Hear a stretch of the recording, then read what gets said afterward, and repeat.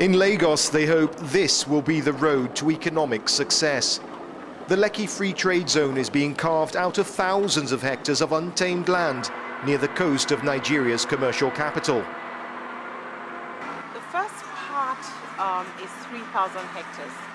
They call Shola Oworu the Empress of the zone. This former city banker is in charge of creating what she believes will become the Dubai of West Africa. The idea is actually to create a new model city, not just industrial, also a residential commercial area, so that you have a self-sustaining city. While Lagos State is providing the land, a Chinese consortium is responsible for the actual construction. And there's a lot to build.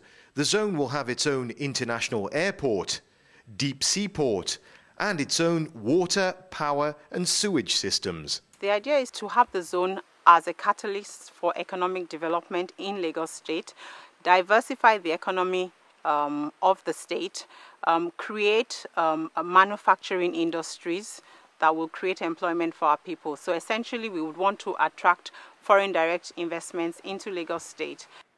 There are 23 other free trade zones in Nigeria, all vying for the attentions of international investors.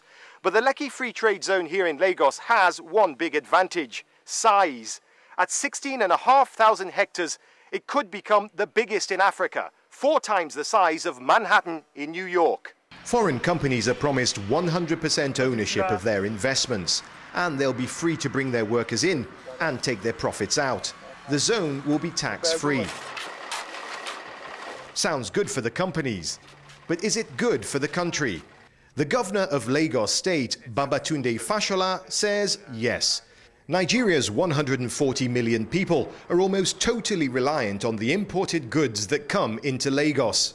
Governor Fashola is convinced the free trade zone will change that by resuscitating Nigeria's manufacturing industry. On a daily basis, at the airports, at the seaports, you see large numbers, tonnage of cargo coming in. At airports, Nigerians are the people you see with excess luggage, and they comprise mainly household goods, clothing, and we think that the selling point here is to move that market closer and do a win-win situation here. Then there are the jobs. Every time we import goods, we invariably, without knowing it, export jobs, because we keep those industries offshore, away from our economy, busy. And we can win by that by keeping the jobs here on our land. There's a race to build free trade zones across the continent.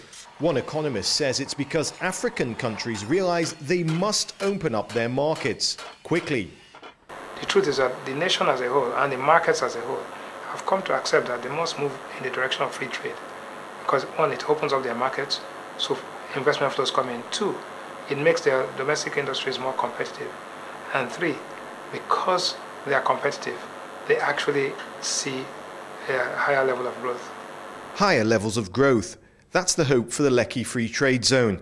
But back at the zone, Shola Oworu can't dwell on what might be. She's got a new model city to build. Mark Edo, Africa Business Report, Lagos, Nigeria.